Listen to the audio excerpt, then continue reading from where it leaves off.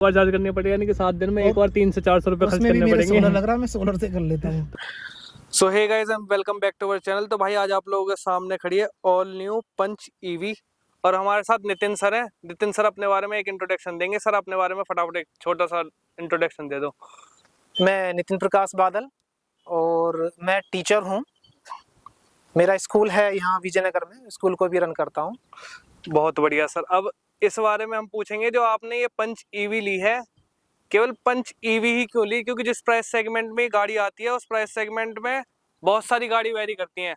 जैसे आपकी न्यू एल्ट्रोज भी उस दौरान लॉन्च हुई थी जब आपने ये ली थी, ठीक है। और पंच का भी नया फेसलिफ्ट आने वाला था जो आ चुका है फिलहाल। तो वो क्यों नहीं ली और वेट क्यों नहीं करा? दरअसल में क्या था ना, मेरा जो घर है नोएडा में है, गौर सिटी 2 के पास में, ठीक है। और जो मेरा स्कूल है वो विजयनगर में है, ठीक है। अब मुझे यहाँ से और यहाँ तक जाने में लगभग 10 किलोमीटर का डिस्टेंस है मेरा आना जाना। लेकिन प्रॉब्लम ये है कि मेरे उस रूट पर जाम बहुत ज्यादा रहता है, सुबह में भी और आने के टाइम पर भी। तो इसलिए मैंने कैलकुलेशन की कि अगर मैं पेट्रोल या सीएनजी में ले लूंगा तो बहुत सारा वेस्टेज हो जाएगा जाम में फंसने से। तो मेरा ज्यादा आना जाना भी नहीं है दूर का, तो मैंने इसलिए ईवी ली ताकि कम से कम खर्च हो सके। तो अब कम से कम खर्च होने की बात हो गई है, तो इलेक्ट्रिक गाड़ियों पे सब्सिडी भी मिलती है। तो इसमें कितनी सब्सिडी मिली आपको गवर्नमेंट की तरफ से? मुझको पूरी नेट 1 लाख की सब्सिडी मिल गई थी। तो फिर आपको ये ऑन रोड कितने की पड़ी होगी लमसम? मुझको मैंने वहां पर पेमेंट की थी लगभग 11 लाख रुपए की, ठीक है। जिसमें से मुझे जो है 1 लाख रुपए की सब्सिडी वापस आ गई थी। तो वो सब्सिडी आपको पेमेंट करने के बाद मिली थी या फिर पहले ही? पेमेंट करने के बाद मिली थी मुझको, और नेक्स्ट मंथ में मिल गई थी। नेक्स्ट 1 महीने के अंदर? हाँ, 1 महीने के अंदर अंदर मिल गई थी। तो अभी फिलहाल ये कितने किलोमीटर रन कर चुके हैं आप? मैंने 3100 किलोमीटर के आसपास रन कर लिया, यानी कि 3100 किलोमीटर। हाँ, 3100 किलोमीटर के आसपास। अब इस 3100 किलोमीटर में सबसे बेस्ट क्या लगा आपको? सबसे बेस्ट जैसे क्या पूछना चाहते हैं आप? एवरेज के बारे में पूछूंगा, क्योंकि इलेक्ट्रिक गाड़ी है तो और कुछ हो ही नहीं सकता। नहीं देखो, सब 3100 किलोमीटर मैंने चलाई तो मेरा कोई ज्यादा खर्च नहीं हुआ, क्योंकि ना तो मैंने इसमें सीएनजी डलाई, ना ही मैंने इसमें पेट्रोल डलाया, और मैंने तो चार्ज किया था। मेरे यहाँ सोलर सिस्टम लगा हुआ है, तो मैं तो इसको मैक्सिमम सोलर सिस्टम से चार्ज करता था। अच्छा चलो ठीक है, घर में तो सोलर सिस्टम से चार्ज हो जाएगी जी, ठीक है। बाहर कैसे चार्ज करोगे? बाहर देखो, अभी तक कोई ऐसी नौबत आई नहीं कि मैं इसे बाहर चार्ज करूं, क्योंकि मेरी ये पूरी चल जाती है। ठीक है। 250 किलोमीटर के आसपास की रेंज मुझको मिल जाती है इजी। अब जैसे हम ईवी के बारे में बात कर रहे हैं, ठीक है, तो सीएनजी गाड़ियों में या पेट्रोल गाड़ियों में एक सर्टिफाइड रेंज आती है कि फुल टैंक में कितने किलोमीटर रन होगी। वैसे इसके अंदर कितनी रेंज आ जाती है? मतलब एक फुल चार्ज के अंदर कितने किलोमीटर ये ऑनगोइंग दिखाती है एमआईडी में? मैं जो महसूस कर रहा हूँ इसको, ये, और मैंने जो कैलकुलेशंस भी किए हैं उसमें मैं देख रहा हूँ कि ये लगभग 240 किलोमीटर एसी चलाकर ये मुझको रेंज दे देती है। कंपनी क्लेम करती है 260 से 275 280 के समथिंग। अब शायद एसी ना चलाकर बोलते हो वो लोग, ऐसे तो 300 किलोमीटर भी बोलते हैं, लेकिन ये जो है 200 220 तो है। आप, ये डिपेंड करता है आप कैसे ट्रैफिक में चला रहे हैं, कितनी बार आप स्पीड मतलब एक्सीलेटर दे रहे हैं और कितना आप ब्रेक लगा रहे हैं, वो भी एक थोड़ा सा चलाने का आपका तरीका कैसा है। अब जैसे कोई नया बंदा आएगा मेरे जैसा, अब मेरे को पेट्रोल सीएनजी डीजल चलाने की आदत है, अब पंजा हैवी रखने की आदत है, तो मैं इसे चला पाऊंगा? तो आप तो एसी आराम से चला पाएंगे इसको, लेकिन और अच्छे से ही चला पाएंगे। और मेरे ख्याल से अगर आप बिल्कुल ही फ्रेशर हैं तो 190 और 80, जब स्टार्टिंग में मैंने ली थी तो 1 महीने मुझको भी ऐसी लगा, 190 और 80 तक ये चली, 180 से 190 तक की मुझे रेंज मिल रही थी उस टाइम पर। अच्छा। लेकिन अभी क्योंकि मुझे चलानी आ गई अच्छे से, तो 240 तक की रेंज में निकाल लेता हूँ। 240 तक? हाँ, एक फुल चार्ज में? फुल चार्ज में। तो अभी तक ऐसा भी हुआ है कि जहाँ बैटरी बिल्कुल खत्म होने वाली हो और अब तो लगाओगे आज रास्ते में खड़ा होना पड़ेगा? एक बार हो चुका है ऐसा। अच्छा। ऐसा हुआ था, मैं मेरठ चला गया था और एक गलत रूट मैंने जंगल का पकड़ लिया था। बहुत बढ़िया। और मेरी बैटरी थी उस टाइम पे 33%, और मुझे घर पर आना था लगभग वहाँ से 45 किलोमीटर दूर।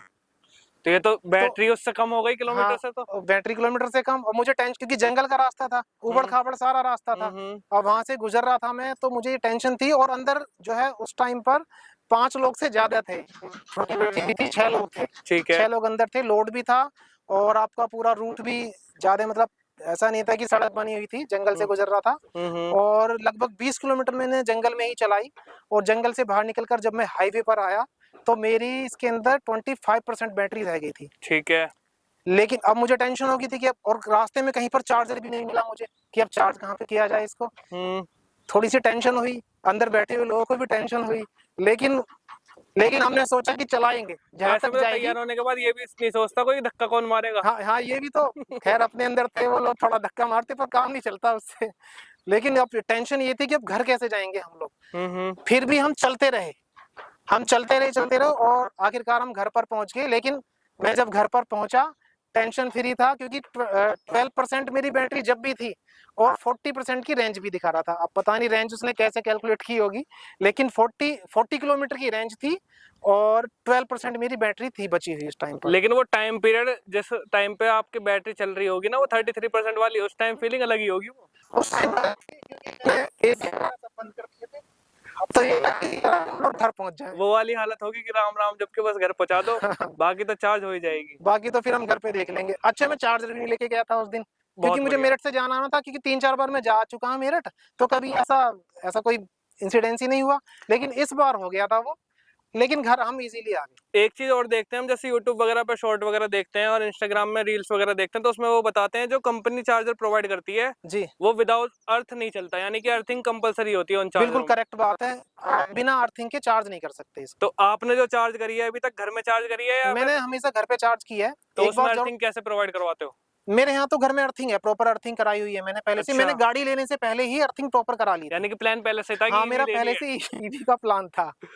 अच्छा। तो बाकी अगर वैसे बाहर जाते हैं तो कहीं भी आप एक छोटी मोटी सरिया वगैरह नीचे लगा दें और उसमें वायर जोड़कर भी अर्थिंग मिल जाती है, उतने में चार्ज हो जाता पर है। अगर उस दौरान नहीं चार्ज हुई तो फिर क्या करेगा इंसान? नहीं, कुछ ना कुछ तो कर सकते हैं आप। यहाँ पर एक इन्होंने टोल फ्री नंबर दिया है, अच्छा। उसका कॉल करेंगे तो वो भी चार्ज करा देते हैं कुछ ना कुछ। अभी जब हमने गाड़ी ली थी जिस टाइम पे, तो उस टाइम पे ये सर्विस भी प्रोवाइड करते हैं कि अगर हमारी गाड़ी कहीं बंद हो गई हाँ हाँ तो हम गाड़ी को चार्ज करने के लिए आएंगे। तो हाँ, ऐसी 1 कोई साल तक स्कीम की वगैरह भी उन्होंने, आपने ली है? हाँ 1 साल तक की उन्होंने दिए हमको। 1 साल तक की 1 कंपनी साल वालों ने दी है? कंपनी वालों ने, थर्ड पार्टी कंपनी से थर्ड आपने पार्टी कोई नहीं है, भी कंपनी ने सब्सिडी दी, ली? टाटा ने दी है। चलो ये भी ठीक है। अब एक डाउट और भी है, जैसे आजकल कंपनी जो है स्पेयर व्हील प्रोवाइड नहीं करवाती है, हाँ तो अभी तक ऐसा भी हुआ है कि स्पेयर व्हील की बहुत ज्यादा जरूरत हाँ, पड़ी ये हो? भी हो चुका है। एक बार तो हुआ ये कि मैंने इसको बैक करते समय एक जो टी आयरन होते हैं वो निकला हुआ था, बहुत शार्प था। ठीक है। पीछे वाला टायर टी आयरन से टच करते हुए निकल गया और पूरा फट गया था वो। अब उस टाइम पर चलो ये अच्छी बात थी कि स्कूल के पास थी मेरे और वहां पर एक स्कूटी भी थी अवेलेबल। हाँ। और मैंने कॉल भी किया इस नंबर पर, तो उन्होंने कहा कि हम टो करके ले जाएंगे इसको, टो करके ले जाएंगे। तो क्योंकि पीछे वाला टायर है तो ये पूरी की पूरी हमें क्रेन से ही बांध के ले जानी पड़ेगी। स्क्रैचेस आएंगी या कुछ भी होगा तो उसके जिम्मेदार आप होंगे। तो मैंने कहा तो फिर नई रहने गाड़ी दो। में वैसे भी डरा दिया। हाँ, उन्होंने ऐसे डरा दिया, मैंने कहा आप रहने दो। फिर मैं टायर को, एक लड़का था मेरा स्टूडेंट ही, मैंने उससे उसको निकलवाया, उसने निकाल दिया था क्योंकि वो इसी का काम करता था। उसने टायर निकाला और टायर को मैं लेके गया था सीएट में, और सीएट ने अच्छा किया कि 50% का जो है इसके ऊपर उन्होंने डिस्काउंट दे दिया था, क्योंकि बिल्कुल नया टायर तो था। लमसम क्या कॉस्टिंग पड़ी होगी आपको टायर की? मुझे उन्होंने 5000 बताया था और 2500 रुपए में मुझको टायर मिल गया था। चलो ये एक प्लस पॉइंट हुआ कि डिस्काउंट मिल गया। अगर डिस्काउंट नहीं मिलता तो लमसम मान के चले कि 5000 6000 के रुपए अंदर तो देने पड़ते, 5000 देने पड़ेंगे। 5000 रुपए लग जाते। और जैसे इन्होंने एसेंशियल में प्रोवाइड करवा रखी है, पंचर किट प्रोवाइड करवा रखी है, तो उसका कोई अभी तक यूज हुआ, जरूरत लगी? जैसे पंचर किट जो प्रोवाइड करवा रखी है। पंचर किट का अभी तक तो यूज नहीं, क्योंकि जो कट लगा था बहुत लंबा था। हाँ। एक बार तो सोचा भी था उसको यूज करके देख लें, लेकिन वो उसका कोई बेनिफिट नहीं था। वो मैंने पहले पढ़ लिया था कि ये काम नहीं करेगा इसमें, तो इसलिए फिर टायर ही चेंज होना था। ओके। लेकिन ये स्टेप नहीं देनी चाहिए थी, ये एक वो होना तो चाहिए। बिल्कुल जाहिर सी बात है। अभी जब हम गाड़ी के अंदर आ रहे थे तो आपने इसमें डैश कैम लगवाया था एक। हाँ जी, ठीक है, तो अंदर से बात करते हैं इसके बारे में बताओ आप मेरे को। ये मैंने वॉल बॉक्स का लगवाया था। ठीक है। क्योंकि कई बार क्या होता है ना, कोई टच कर दे बाहर या किसी को हमसे लग जाए तो वो रिकॉर्डिंग होती रहती है इसके अंदर हर समय।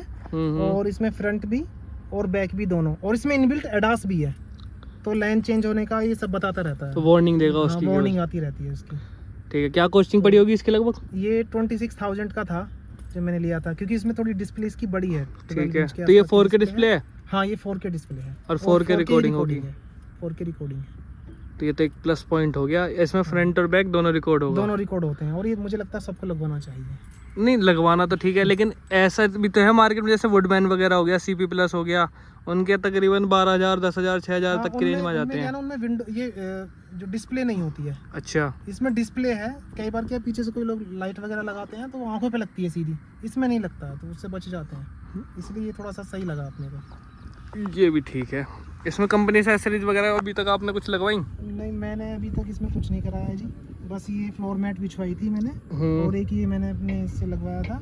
बाकी सारा इस, क्योंकि स्मार्ट प्लस है ये वेरिएंट, तो इसमें डिस्प्ले और बाकी सब चीज़ें तो इसमें थी। बाकी तो हरमन का म्यूजिक सिस्टम इसमें हरमन का कंपनी म्यूजिक ऑफर सिस्टम कर है। देती है, तो जरूरत ही नहीं पड़ेगी, क्योंकि उसको अपने आप में कैपेबल है वो। सीट कवर मैंने अभी लगवाए नहीं है, क्योंकि अब लगवाना ही है तो इनको गंदा कर लेता हूँ, उसके बाद लगवा लूँगा। ये तो खैर ड्राई क्लीन हो जाएगा। हाँ। और अभी तक आप मतलब जैसे आप चला चुके हो 3000 किलोमीटर आपने लमसम चला दिया है, तो क्या आप सजेस्ट करना चाहोगे दूसरे को कि क्या वो इलेक्ट्रिक पे प्रेफर कर सकता है? क्योंकि आजकल टाइम में जो मिथ है वो ये है कि ईवी व्हीकल जो है आप एक सेकेंडरी व्हीकल की तरह यूज़ कर सकते हो, तो क्या आप ऐसा कह सकते हो कि ईवी आप मेनली भी यूज़ कर सकते हैं? नहीं, देखो मेरे मामले में तो मैं कह सकता हूँ कि हम इसको मेनली यूज़ कर सकते हैं, क्योंकि अब तो जगह जगह फास्ट चार्जर मिल जाएंगे, और आधा घंटा 45 मिनट्स में फुल चार्ज भी हो जाती है, तो कोई भी ले सकता है। घर में जैसे बता रहे थे 0 to 100 वाला, तो वो लमसम कितने घंटे में चार्ज हो गई थी? मैंने इसको 0 तो नहीं कह सकते, 5% से, ठीक है, और इसको मैंने 100% चार्ज किया था, लगभग 8.5 घंटे मुझको लगे थे। और 8.5 मैंने घंटे में। यूनिट भी कैलकुलेट की थी, क्योंकि मेरा जो वो लगा स्मार्ट प्लग लगा हुआ है, उसमें यूनिट भी बता देता है कितनी यूज़ हुई है। ठीक है, तो लगभग 32 किलोवाट यूनिट्स मेरी लग गई थी, मतलब 32 यूनिट्स लग गई 32 यूनिट लगी थी। 32 यूनिट लगने का मतलब वो घरेलू यूनिट के हिसाब से 350 7 रुपए की है, तो अगर हम 30 यूनिट ही मान लें तो हाँ। 7 या 21, हाँ, तो 210 रुपए तो हम की। तो मोटा मोटा 300 रुपए मान 300 रहे रुपए मान हैं। लेते हैं, सीएनजी तो मोटा-मोटा। एक बार के फुल टैंक में 600 रुपए में फुल हाँ, होती तो है, 300 आजकल रुपए कहीं कहीं में। तो 700 रुपए भी चल रही है, हाँ, तो वो महंगा है, और वो इसीलिए चल रही है 200 किलोमीटर एक फुल टैंक में। बस उसकी अवेलेबिलिटी ये है कि लोकल में कहीं भी हाँ, आपको वो प्रोवाइड कहीं हो भी जाएगी, मिल जाती रुकना है, नहीं पड़ेगा। बस ये चीज़ है। और धीरे धीरे ये भी आप देखेंगे ना, सभी फ्यूल स्टेशन जितने भी हैं, सब पर आपको जो है प्लग मिल जाएंगे चार्जिंग के, लेकिन प्रॉब्लम भी सॉल्व हो जाएगी जल्दी। मतलब आप ये कहना चाह रहे हो कि ठीक है नॉर्मल बंदा ले सकता है, आराम से ले लो, कोई दिक्कत हाँ, नहीं है, आराम बस से ले लो, कोई दिक्कत नहीं है। थोड़ी बहुत दुख जब होती है जब बैटरी खत्म होने जब वाली बैटरी होती खत्म होती है, लेकिन 33% पे 50 किलोमीटर से ज़्यादा दूर की डिस्टेंस थी, वो मैं तय करके आ गया, क्योंकि मैं एक जगह और गया था घूम के। फिर जब मुझे पता लग गया अभी तो अब चल अभी रही तो है। 15% बची हुई है, तो मैं और थोड़ा सा घूम के आया, 12% पे घर पहुंचा, तो कोई टेंशन नहीं थी, आराम से। मतलब वो रिकवर तो हो ही जाएगा आराम से। हाँ, आराम से रिकवर हो जाएगा। और जो 3 लेवल आते हैं इसमें रीजनरेशन के, हाँ, 3 लेवल। तो आपने कितने यूज करे हैं? मैं मतलब तो तीनों लेवल तक यूज मैं करे जब हैं? ट्रैफिक में होता हूँ तो 3 जनरेशन को यूज़ कर लेता हूँ, 3rd जनरेशन को, और जब हाईवे पे रहता हूँ, थोड़ा कम जाम वगैरह हल्का बहुत रहता है, तो 2 को यूज़ करता हूँ। और अगर जैसे मैं मेरठ गया था, हाईवे से ही गया था, तो मैंने 1 को यूज़ किया था।